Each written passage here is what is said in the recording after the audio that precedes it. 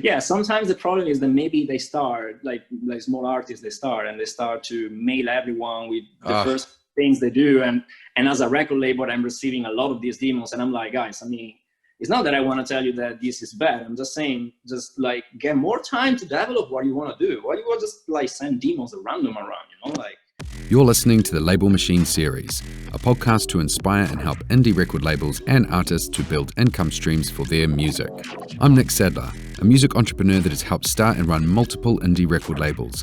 In this series, I'll be speaking with music industry leaders about their experience and the lessons they learn on how they both market and grow their music income. Welcome to the Label Machine series, where we discuss with successful industry professionals how artists and record labels sell music. My name is Nick Sadler, and today's guest is Tommie Keeston.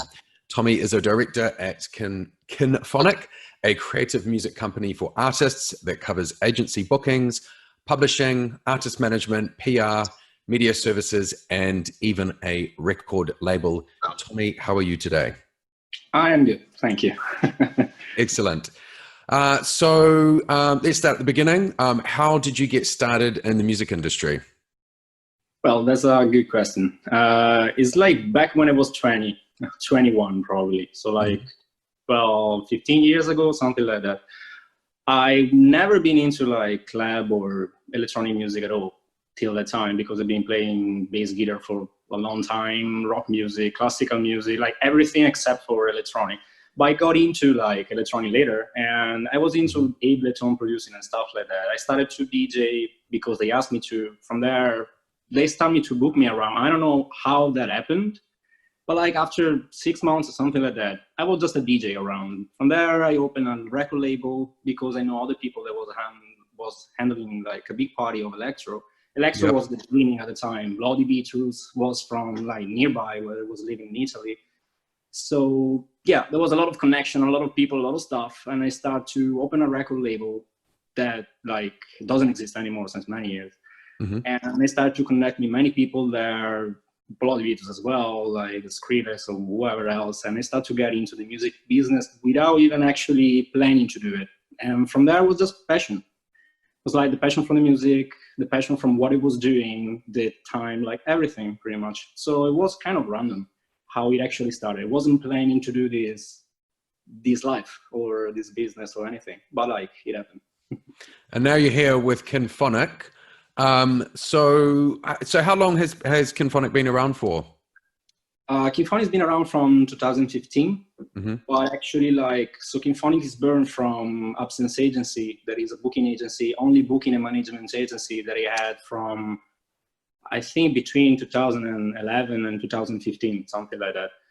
And after that, there was only booking. I was missing like the label thing to like get things together. So I team up with Xcore, Matt Cavender, and we opened Kinphonic because Matt wanted to actually explore the idea to have a record label and all that stuff. So we started to do this. In the end, he left because he wasn't looking into like that much into the record label itself. Like it's a lot of work. Yeah. And it's not always an artist thing. So like there is not always the pleasure of the artist side. So yeah. So in the end, I am running like a booking agency, a management, and a record label company pretty much. And we so those are the three main parts of the company that you're running at the moment. Yeah. And what are some of the artists that you're working with that we might know of? Booking wise, I'm working with Fox Stevenson, that is currently doing live as well. Yeah. And I'm working with Rods, I'm working with Credo, I'm working with Joser, I'm working with like 24 artists, like considering the bookings and all that stuff. Wow, that's quite a big roster. So for those that don't know, this is predominantly bass electronic kind of music. I would say of the genre of music that you're kind of covering. Now, you have to oversee all these different business areas of music. Now, people often think of a 360 company or someone working with a 360 company that offer everything is a bad idea because of the major label kind of bad experiences that have been in the press and whatnot. But can you list some benefits of working with someone who offers, I guess, everything under the one roof? Well, there is a lot of advantages to actually have like different sides of a same like medal, if you want to say it. Like working with a record label is actually, I don't personally do the stuff, but it's permitting to the company to have certain kind of contacts that actually helps what is actually the management part.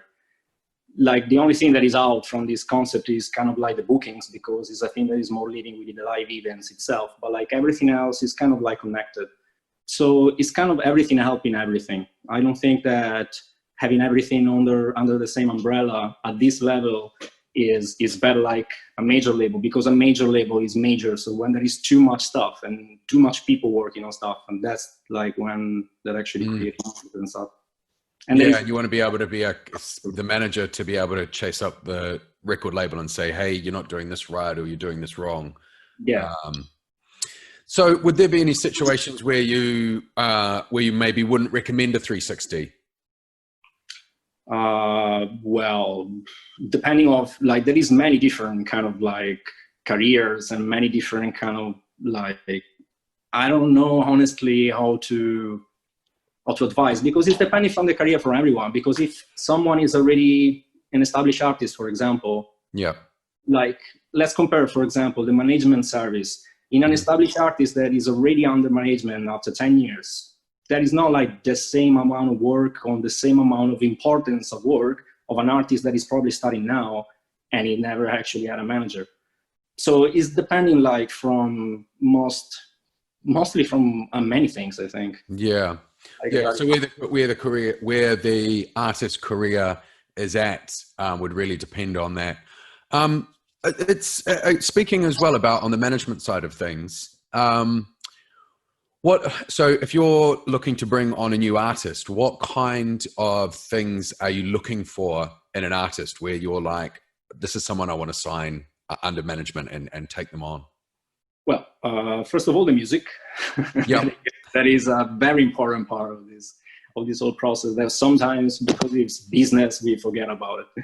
But, yeah. So I guess assuming that they've got great music, you've heard the music, it sounds good, and I guess because there's so much music out there, that's the level playing field. What are you looking for outside great music where you're thinking this is an artist I want to work with?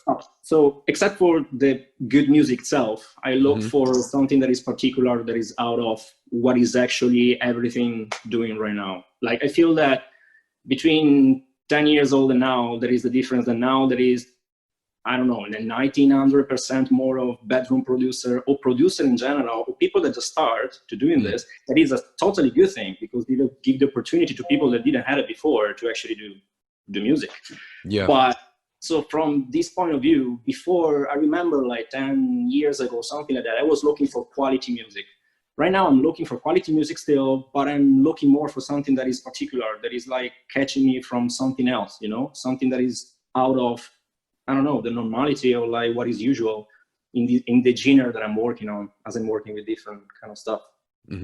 So this kind of like this music, and I would say like also I would mention like the proper like image of the like what kind of image is like the project. That is not a thing like based on like the pictures or like that kind of image, but is the kind of like concept that the artist created before reaching to you. So this is something that is more personal, that I think that any artist, like every artist, should have something at the start, that the management can work on it, whoever can work on it, but like there should be something from the artist at the beginning, I think. So I'm looking for these kind of little things that make me understand that is someone that is very into what he's doing and that is very creative, and that can be like a good thing for this whole thing. So yeah, something that's unique that might be in the music and in their tone and their delivery and their kind of their vision, I guess.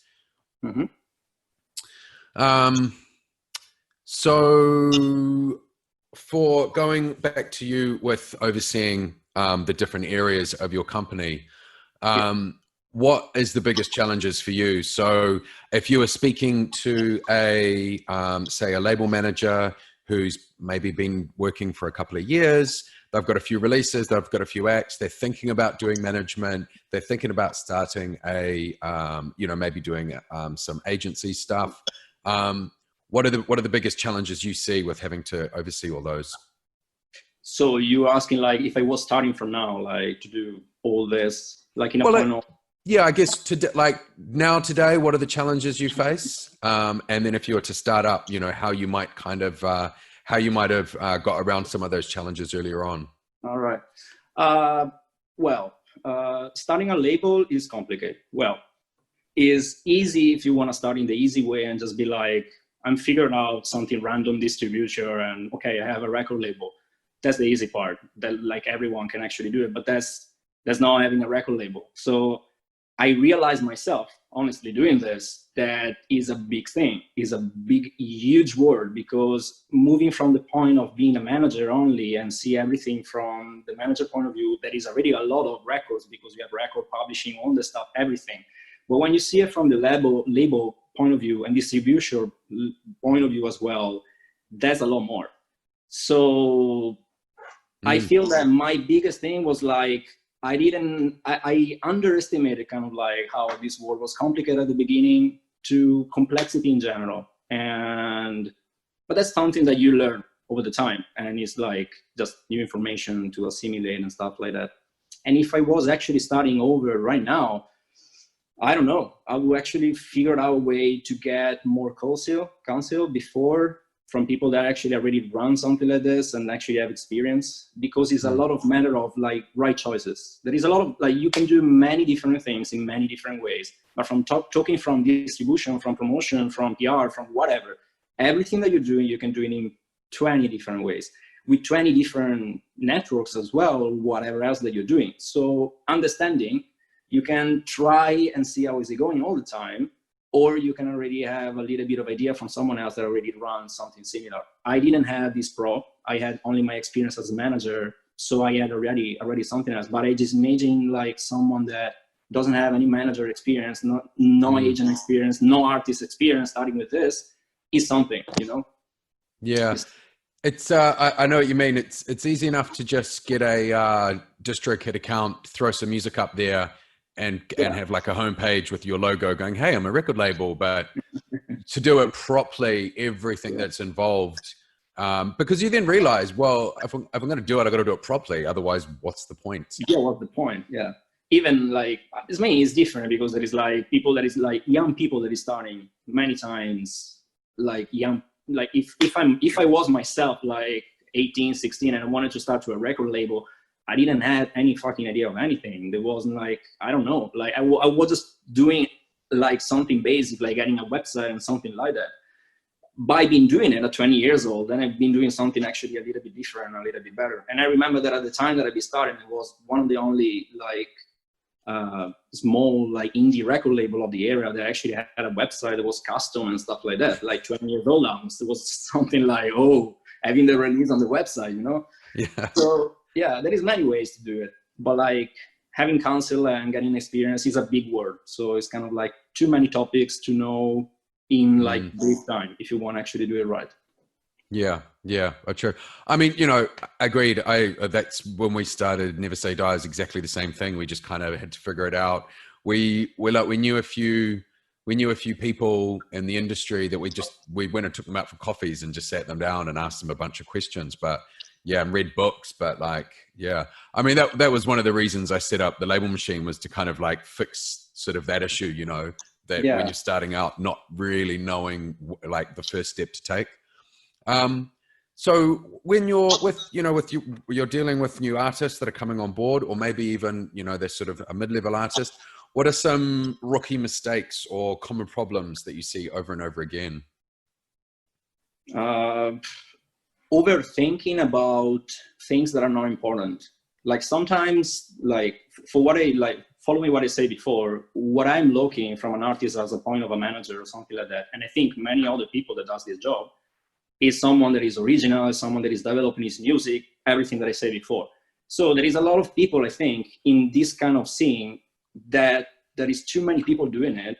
They pay too much attention to what is actually the social media presence, or what is like the picture, or what is like many other details that are definitely important, but sometimes are not that important at that level. And at that level is more important to actually just close yourself in a room and do music for 3 months and get out everything that you have inside, so the people that actually count and they can actually see what you can do.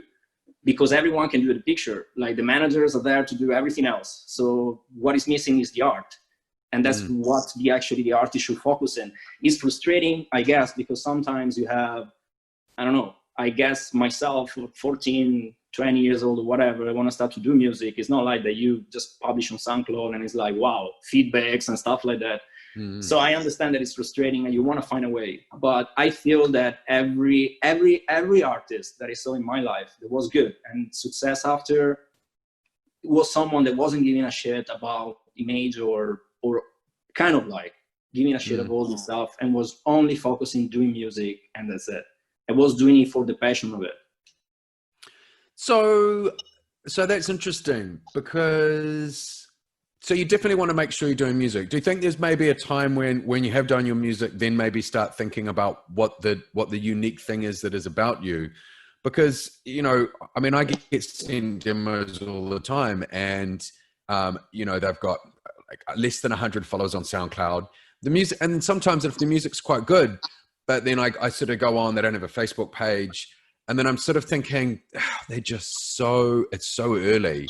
And the music's good, like the music's good. And if it was a bigger artist or someone that was more established, it would be you know what, I think I might work with you. So do you still think there's some merit though, at the same time, where you should be kind of thinking about like that kind of whole package? Or for you, does that not matter at all? No, yeah, I mean, it matters. Like before as well, I say that people should focus on the quality of music and to put like they saw on the music, and that's the main thing. But that doesn't take out like many other little things that they should still do also if they start. I feel that in a situation like this where there is a lot of like new artists and stuff, even like letting discover yourself through collaboration or being more active in channels, or like, I don't know, in general, like creating connection with other artists from the same genre or the same thing that you're doing, over the time, this over create like a community where you're part of it. And as an artist, part of the community, you get known and the people start to know you. So at that point, even if you are not like in a community of billions of people, you have the opportunity to actually show off what is your music. And if it's good, if at that point the artist, like, I don't know, discover, like put everything that he had on that, at that point, if the music is good, it's getting discovered. Because you can publish something like even in small record labels for like, I don't know, like even just on SoundCloud. But if an artist is good, I guess this, after a little bit of time, in some way, it gets spotted by someone. So like, I'm just saying this for the hope in general of the people that is doing this work. I feel that it's like this. As I am spotting like people, other people is spotting other people, and we all looking to actually help artists that doesn't know like how to reach more people or how to grow their project. But yeah, everything is starting from the music and all this stuff. I think you brought up a really good point there about you know, getting a part of a network and a community, especially in the dance world, with DJs as well. Like, you know, if you start and connect with other DJs and then you finished a track, it's maybe not released, but it's good enough to play. You can send it to them. They play it in the club. Is it a good response? Yes, it's not. I think you're right. That is especially true in the dance community as well. And connecting with artists. I mean, if you were an artist, how would you go about, you know, let's say you're in a small town, what advice would you give to somebody that did want to sort of start connecting with other like DJs and people in their network? So if someone is living like in a small town and want to start to do this. Yeah. So someone's from a bit like what I'm trying to say is they're not living in a place like a major city like London or Paris where they can go out to the club and network. Let's say you're sort of at home in a home studio. You want to start connecting with a network. You know, what advice would you give to somebody like that? Well, like I personally see like a lot of time that unknown small artists or whatever, they can actually be able to reach like medium-sized or big artists sending music through demos and stuff or whatever. It's not always happening because these people is busy. So that's like a thing that that's the thing. but it happened a lot of times, I think, as well, like for my experience at least. So I feel that's a big part of it, and that can be your key just by staying like whatever you are. You can just produce music whatever you are and just use the internet to actually showcase the music to some artists. Maybe you can reach like the biggest artists of your genre or whatever that you're reaching on, but you can build up your name with other people. And from there, like you can create like this kind of community thing that I was referring more from kind of like a public thing, but it's also like a thing related to like music is listened before from all the DJs and everyone that is in the scene before you. So everyone needs to listen, everyone that counts kind of like needs to listen to your music and play your music to get your name there. So this happened a lot of times. We have many examples. Okay, that's interesting. So basically, once you've got your music honed and you think and you've compared it and you know it's as good as your contemporaries, don't be afraid to email them, DM them on Twitter, Facebook, and say, yo, check my music out. Yeah. Because I mean, to be honest, even I'll like always, if someone sends a professional email and, you know, they're being polite, I'll always click the SoundCloud and listen to like 15 seconds and, you know, oh, this is good. Or like, it's maybe not as good.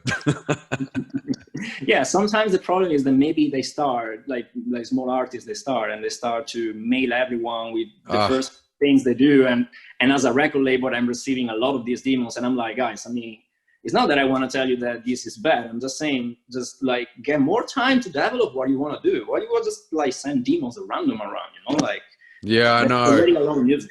As soon as you see your name in a BCC, I'm like, this is probably going to be shit because it's a BCC and they're just clearly mass emailing. Yes, exactly. Okay, so now we're going to move on to a section where we're just going to focus on selling music trend questions. So for you, when it comes to record sales, where are you finding royalties are coming from across the major platforms like Spotify, iTunes, Amazon? For you and your artists, where are you saying it's sort of pick ones? One idea, yeah. So if you want to make kind of like a bigger thing, Spotify is obviously the first, first thing. Then you have kind of like iTunes, Beatport, SoundCloud, and stuff like that. They get some income as well. But right now, I think for the majority of the people of this kind of genre, I think Spotify is the first income at all. Well, is anyone picking up on the Spotify? Do you think on the iTunes streaming? Well, there is some, but there is not that much. I feel that Spotify started earlier than everyone else, so they build a community. Like there are too many people using it in comparing to the other services. So that is not like I'm comparing to numbers from releasing on Spotify and having like royalties from Spotify or having royalties from iTunes or music or whatever else. They could get there. I'm not saying that it's not changing, but right now I think Spotify is like everything is everyone is into Spotify. Everything is about Spotify. Promotion is all around Spotify, pre-saves and all that stuff. So there is a lot of focus on that. And it been switching the focus from pre-saving on Beatport, for example, that was like involved many years ago, stuff like that. All the kind of pre-save, the email pre-save, everything is focused on Spotify right now. Yeah. Now, being in the electronic community where a lot of music is consumed by DJs to play in clubs and to play out, and they like, and in that case, they have to download it onto a USB stick. Do you find that Beatport is, and obviously you can't stream with Spotify properly professionally. I know there's an app out there you can do it with. So are you finding, with that in mind, Beatport is still a place where people are downloading stuff from, or are there any other platforms? Well, yes. From downloading wise, I see a lot of stuff over there. Majority is there. There is some people that is downloading on Bandcamp, depending if the stuff is on Bandcamp as well. Interesting. Okay. That's interesting to know. So we're speaking about Spotify, everything Spotify. What have you been finding works for you guys with getting your tracks on Spotify playlists? So I think this is the question that everyone want to have an answer. Yeah. Like, how do you do that? Like, how is it possible? So I feel that is, so like from a Spotify point of view, if you know Spotify, if you have direct contact with someone there, you can actually pitch that kind of like directly to someone, the fact that there is your track. But there is more, the last time that I checked, there was more like 60 or 70 curators that was following up the playlist. So there is not like one guy or two people that is following that. There is a lot of people in a lot of countries, and it has a lot of a complicated thing. What everyone wanted to was, I don't know, beating the main Spotify playlist and stuff like that. They are changing things now because they have the personality style playlists. So they can actually switch different artists, in fact, of like area or whatever else in the same playlist. And I saw that in tracks as well. And I feel that following your question, that is not a main secret to actually get a track there. I feel that a lot of matters is the stats of the artist already, because something is changing in the beginning of, like, when you release the track in the first days, you have the release radar and stuff like that. So you can have more plays over the first days if you have more following, because it's following that. There is a lot of stuff around. There is some kind of like CEO thing that you can actually look if the release is actually like playlisted around, that people talk about it on blogs or whatever else. And I feel that this is taking in consideration of a kind of ranking of what is kind of important, the track of the, more the track, more the artist, I feel. But like, anyway, like the only way to actually submit a song there is to submit a song as everyone does. Yeah, and using the Spotify for artists. Yeah, I feel the only job that we can actually do as a like record labels and stuff is to have our own playlist, and to have like to figure out a way to don't depend 100% from the playlist of Spotify, and being able to actually promote our songs without being lucky for having a premiere, you know? Yeah. Yeah, and I noticed you guys, I was on the website and I saw your playlist that you've built up. I think there's about 12 or 14 playlists. Yeah, and 8, I think. What's that? I think it's like 8 or something like that, yeah. But anyway. Okay, yeah, 8 playlists.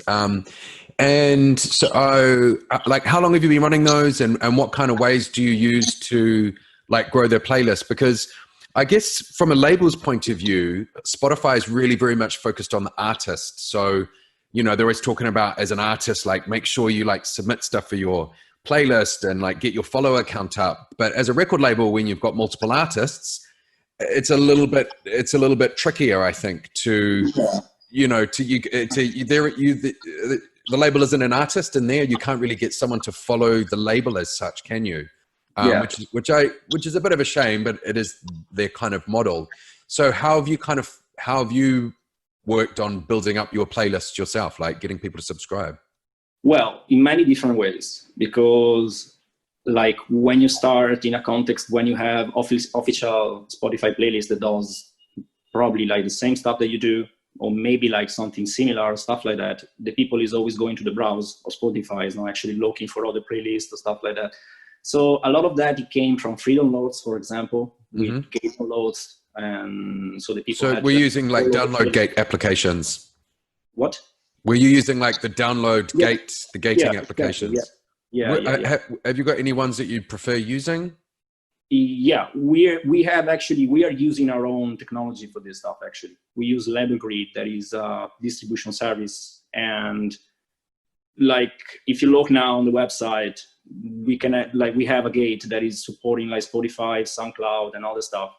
So in the past, we'd be using all the services, but was a goal as a record label, talking about the things that you don't have when you start, but you're looking on to having after, was a goal to actually being independent on this kind of stuff. Yeah, okay, I see. Now, with a gated service where you can, you know, the classic thing is download my track for an email address, say, so that you can build up your email gate. Now, with no one necessarily, and let's speak about outside, say, dance music, like outside DJs, right? With no one really downloading music, how do you think, you know, an artist or a label can kind of still like get that email address? Like, how do you sort of know what I mean? Because it's like, there's well, so like, as you said, all the gate to download thing, they have a particular target that is mainly DJs and stuff like that, because who else is actually downloading the tracks if not a DJ that actually want to play it? Totally sense. You have other ways that, depending on the label, you can give away something else, or can give away something in exchange of, like, I don't know, even tickets to an event of your artist, like many different ways to promote like other sides of the record, you know, that is not related to the download, but is related to the other feature that you can find. Or maybe you can relate it to, for example, a track that is available only on the download link, stuff that is exclusive to that, or related to the fact that they have to follow or make a specific action to participate in a contest or whatsoever. I mean, there is different ways to actually ask people if they want to follow a playlist or doing something else. There is a standard promotion of actually you just say on Facebook or whatever else, hey, I have a playlist and stuff like that. I feel that it's important, what are you actually promoting? Because like, if you're talking about like a Spotify playlist, like, I don't know, I can't do a playlist that is pop 2019 because it's not making absolutely sense, because there is 3 billion playlists like this, and Spotify is handling that. So I don't feel that nobody has to try to actually do a playlist that is similar to what Spotify is doing, because they are doing right. They have 1 billion of songs and a lot of people working on that. So what is missing, and I'm looking at it from an artist point of view as well, is I will look for a playlist that has stuff that the other playlist doesn't have. If I was an artist or was a DJ, for example, like this kind of example, I would look for something like weird stuff that no one plays. Like, I don't know, I was experimenting something new. So I was looking for that. I wasn't looking for the standard top 10 or Beatport or stuff like that, because otherwise I can find it everywhere else. Yeah. So I feel the content is important. Selection is fundamental. So it's like that kind of thing. I feel as well, like in the playlist that we have some genre-related playlist that is like the heavyweight-based dubstep stuff, and all the stuff that is like FPG game stuff, so like first-person shooting stuff. That playlist, for example, is going very well because it has a purpose. And the people that actually find that playlist is because it's people that is finding music, that is looking for music for that kind of like thing, you know? So if you cover, I feel, if you are a little bit, if you think about it, you can cover something that is missing, or just put like the label touch to something that maybe is not 100% out there already. I feel that can help as well, beside all the gates and all the promotion and everything else. And how are you guys curating your playlist? Do you sort of just, when you like something, you add to it? Have you got a team kind of organizing it? Yeah, well, we have another proprietary application that is handling that. So we get all the submission. We like to make apps for everything now. No, like talking about it, like this is one of the biggest issues of the label, that is the organization. So actually, like before all this, so talking about before being a DJ, before everything, I've been doing the programmer. So I know something about programming. I know like particularly something about programming. I know stuff. So from there, I've been always like growing, like making everything that was making sense for optimizing time, for don't losing things, for all this stuff. I don't know, you can use Asana for your tasks, you can do stuff like that. But if you want a custom place where you can get submission from Spotify and you can handle it without having to copy paste and all this stuff, and you can schedule stuff when you want it, that doesn't exist. So I was like, let's do it. Let's make something like that. So we basically get all these submissions through Plasma, that is the platform that we use. And from there, there is a curator that is right now, like, he's handling Erotic Affair, is Marco. That is handling the playlist. So you get all the submissions through Plasma, and from there you can just schedule everything, whatever that he wants, to whatever playlist he wants. So where are they submitting them from? Did you say Plasma? Yeah, Plasma, PLANDA.com.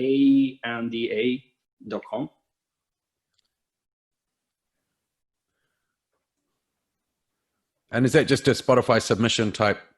Yeah. It's a thing that is not open to the, it's open to the public because you can go there and you can actually see the main form from Kinphonic, but it's not open to other people. It's just a thing that we run for ourselves to actually being able to organize all this stuff, because we wanted to focus on Spotify playlisting, because it was too complicated to handle, like everything that is actually, if you want to run a successful playlist that you want to update it every week, and you want to be able to get all the submission, you need to have an automatic system that is end-to-end. You get lost. Yeah, that's really smart. And besides this, there is still like a lot of manual work, a lot of people that is mailing about it, other labels, other friends and stuff like that. So there is still something manual, but majority of submission is automatized, the whole process. Okay, it's good to know. So when it comes to blogs and online publications, do you think they're still relevant when it comes to doing promotion? I think not. Like right now, there is not the same weight. Like they don't have the same power, let's say, that they had before. I feel that still, like if I'm a DJ, if I'm like certain kind of people, certain kind of like a part of, let's say, of the whole scene can still use it, because they look for certain particular information. And for sure, there is a lot of fan part that people that just want to look for information and read about news and stuff like that. But from a promotional side of view, I guess that, or you get a publication on Billboard, or you get a publication of like a huge website with billions of views, or it doesn't matter. Because I saw myself like publication on website that was actually pretty decent with pretty good numbers, but that is not related to click. Like people actually see the news, people can actually like play the track or play the video, but it's not actually following up on the track, because they just follow up, like just reading the news and stuff. It doesn't matter much. So it's more just like awareness, isn't it? Yeah, just awareness. Yeah. So if you get many blogs, I'm not saying that is bad at all, because you get awareness, you get a CEO in general for what is Google, for what is your track, for what is your name in general. So that's always good in any way. But from a promotion side of view, like talking about the sales, I don't feel that's changing much from sales wise, if it's not like a big thing. Yeah, that's what I'm hearing. Unless you can get on, like Billboard or something might move the needle a little bit. But for general blogs, it's difficult to justify the spend.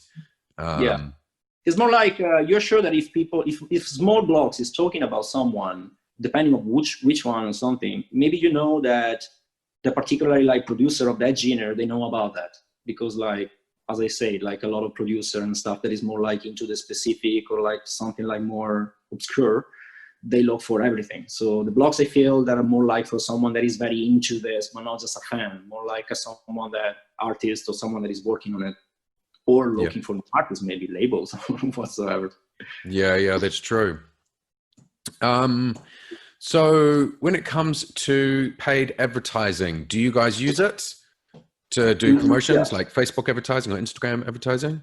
Yeah, depending on what we do, depending on the track, depending on the plan of the track, depending what we have, we do differently. We could spend on Facebook or Instagram. We did promotion on SoundCloud, Spotify, sorry. And depending pretty much. And what do you find works best for you? Like Facebook boosts, a Instagram campaign? Like what are you finding seems to get the best value for clicks or CPC? Well, kind of like Instagram, but the people is related to the phone. So it's kind of different how it works, sound like, but yeah, kind of like that. I didn't honestly run many ads on Instagram. I ran more ad on Facebook, because itself Instagram is a system that allows more reach and more, like in general, there is more reach there. So using stories and stuff like that, we can actually reach more people than actually do a post on Facebook and spend like, I don't know, $100 and stuff like that, if you keep more active the account and stuff like that. So yeah, I would say Instagram, just because kind of Facebook is dead. It's kind of dead for one meaning, like promotion and all this stuff right now, I feel. Like everyone is promoting there, but there is no like an exchange of many links, like clicks or stuff like that right now. And it's a lot expensive. It's made for big companies. There is no small DJ, there is no record label. It's made for like, let Coca-Cola advertise, you know?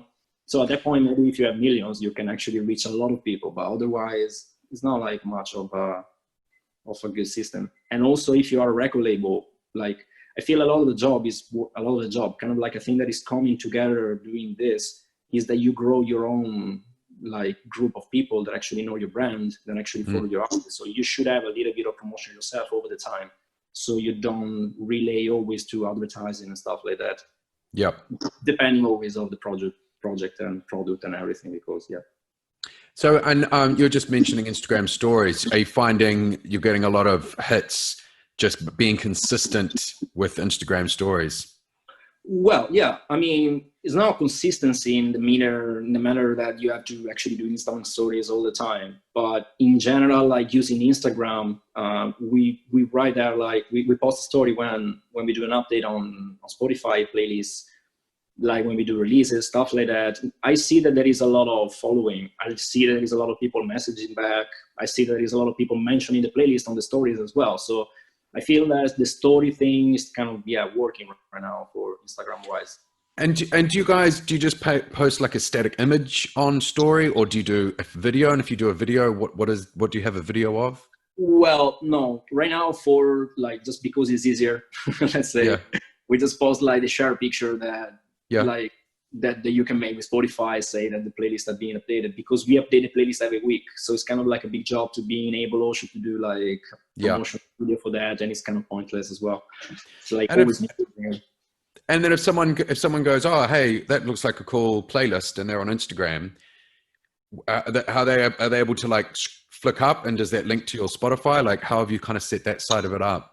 Yeah. So basically, like, I don't know, is it working for all the accounts now, because Instagram is like a thing, but in the business account that we have right now, we can actually put a link on any story that I feel, like many accounts can.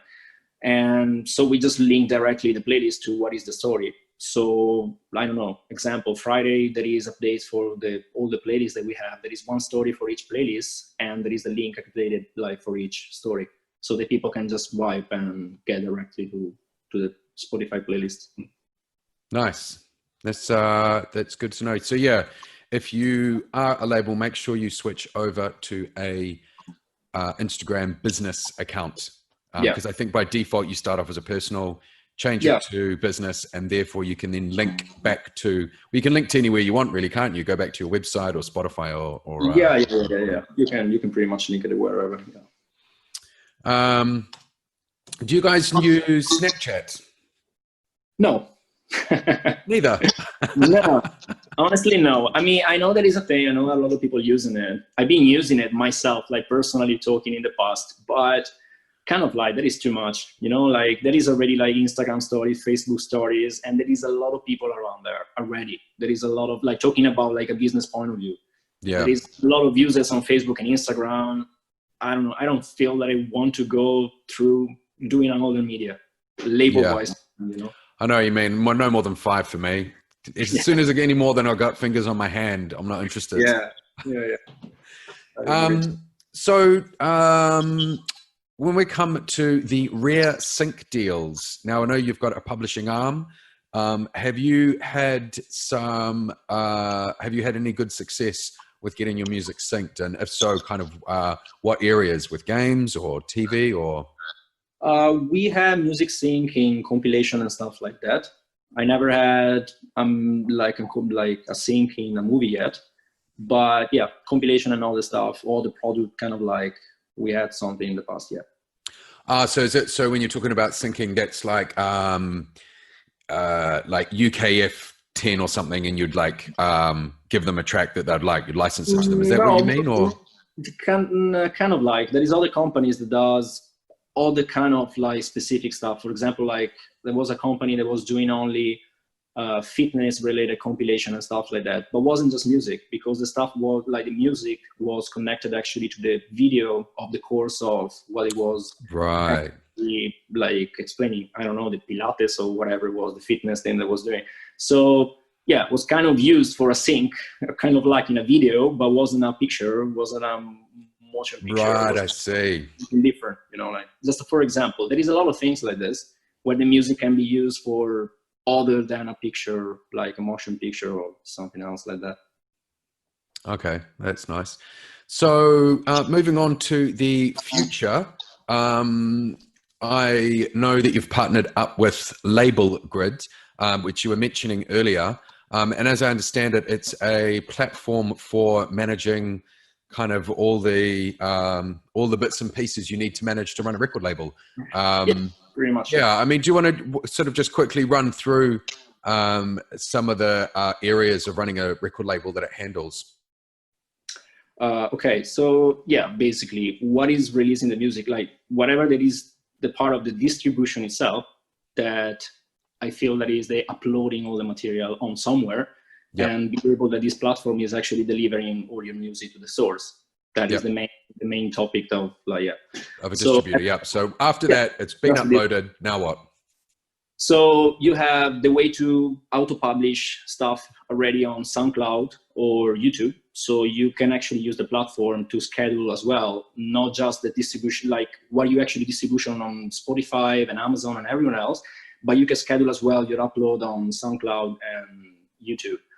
You can do demo management, so you can receive your demo, you can manage every demo and stuff like that. You can do accounting management, so you can pay everyone as a label, obviously, because you need to do that. Yeah. And you can handle like advancing kind of payments, so you can do splits between artists or whatever. There is many different combination of handling that stuff is very extensive. It's complicated. As soon as you've got more than 10 releases, it gets complicated. Yeah, it's very complicated. So yeah, pretty much all this stuff about like publishing and keeping everything in the same place. And for example, from there, you have all your information there because you have to create like artist profiles for everything that you create, like every time that you do a release, as I guess every other system. So from there, we connected all this stuff from the other bigger problem that is the record label. That was my problem as well. So I just using my problems to develop something better. Yeah. And there was like doing the releases on the website, doing the pre-save on the website, having everything update. How you do that? How you can actually link everything that you have on the distribution to actually everything that you have on your front side promotion with the users.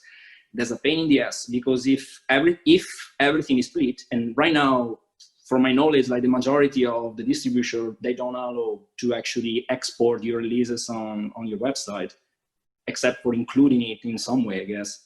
But so basically, yeah, this was a big thing to actually sync the website that you have and LabelGrid. So we created a WordPress plugin that is able to sync every release that you have basically every hour. And you have all the releases already in the website with all the links, all the stores, all the information about the artists, all the database already gone. And the case, for example, that you have a pre-save, that's handling a pre-save. So you can actually ask people to pre-save on Spotify, and the day of the release, the plugin automatically add the track on the Spotify. And the most cool thing, I think, is the release day like scenario where you have, okay, the website with a release that is not released yet, and now is midnight of the new day, and today there is the release day. Yeah. On the website, everyone is not like everyone at the website at 12 a.m. and trying to update data and all this stuff. So we did an automatic system to actually, from the time that the release is released, we automatically fetch all the links from all the stores that we have. So every hour, there is the new link of Spotify, new link of iTunes, new link of everything. So basically, I can wake up in the morning, I can log to the page, and there is all the links, there is everything, and everything is planned, and nobody had to actually be editing links or looking for links and changing all the stuff. Everything is interesting. And so that, and does that create like a smart URL type link that you can then just share anywhere on the net? Yeah. So from there, like the website has like every release has a short URL. So you can just share the short URL, and is basically using many other services that do the gate. Like, I don't know, iMachine and stuff like that you can actually put your links and stuff. It's basically doing the same thing, but you're doing it in your own website. And that's a lot better because everyone right now is using other external websites to do this. And a lot of people is paying a lot of money to actually being able to target what is coming from that and coming from your website after, or the services. These all bargaining of things, you can solve it if you have everything on your site that is your website, and on top, the people is on your website already, so they can actually discover new things. They can look over your catalog is a different kind of way. The biggest company, I don't know, spinning other biggest label, they does that. Like normally, like the biggest labels, the biggest structures, they hold marketize and everything in-house. Is everything on their domain. They don't use external services. Is because there is many reasons to do it, and one is this one, I think. So does LabelGrid, will it essentially build you like a website, well, basically, starting from scratch. Like for example, you can just get a new WordPress website. You do a WordPress website that is empty, blank. You just download the plugin, supposing that you have an account on LabelGrid, and you download the plugin, you activate it, you get an API key that you will have through LabelGrid, and then after that, you just sync, and it's uploading all the releases, all the artists, all the genres, all the labels that you have, because you could have also multiple labels. Because as a Kinphonic, for example, we handle Kinphonic, Kinfreeze, and First Off. That is 2 sub-labels that we have. Yeah. And after that, you just put a couple of shortcodes wherever you want. So you can create a page that is these releases, and you create a shortcode that is say, I want all the releases here, or I want only the releases from this label here. And from there, that's it. You have press with all releases and stuff. And this is going to be synced every 3 hours, 1 hour, depending on the system and the necessity. That's very interesting. What are and is this open for like new labels to sign up, or have you got like an application process? Almost. So like basically I partnered up with LabelGrid because I've been working with LabelGrid for my own, for working my own label for about 3 or 4 years. So in this time we saw like many issues, many things that could be improved, and we jump on together to be like, yeah, let's partner and actually finish this and do it like better. Yeah. So we are almost there. I think that probably like at the end of this year, probably earlier or something like that, we'll probably release the final version with the support of this. Right now, the people that is already on LabelGrid, that everyone can subscribe. But let's say that this functionality and the new UI and many new functionality that we have developed are still in beta developing. So there is not everything public yet. But many labels that we have already, they can actually use as a beta tester this functionality. So someone is already using it, let's say. That's and one of these like Kinphonic website is running with this. Yeah, well, it's a great website. So yeah, looking forward to that. That's I mean, I know there's only there's LabelWorks and there's Label Engine. They sort of do similar stuff. But that's quite comprehensive, everything you're offering. So yeah, and 2020. Many other things that I didn't even mention, like talking about like LabelGrid itself, there is many other things that I didn't even mention. And there is like also like LabelGrid is, just to say, is not made just for artists and record labels at this kind of level. So like a new record label, a new artist that actually want to do something like that. This plugin thing and many other things that we did helps a lot the whole schedule of a small label. But we actually made this, and we support as well like biggest label, like distributor and stuff like that, because we have all the like every feed that we need for distribution directly without giving us our own deal. So yeah, we can give like distribution companies the way to distribute the music through the CMS that we have, or use all the products that we have. We are white labeling this for other companies. So there is like, it's a big thing to actually explain it into minutes, but there is a lot of white labeling, that's pretty big. Wow, yeah. Incredible. A couple of months, I think. We'll let you know. Couple of months, have to white label a label machine. Yes. Tommie, it's been an absolute pleasure. It's been really insightful, especially what you're talking about, Spotify and Instagram. So yeah, thank you for your time. Is there anything else you want to add, or? Nothing. Thank you for this opportunity. It was nice to have a chat about business label thing. Awesome. Thanks for your time, Tommie. Thank you too. Bye-bye.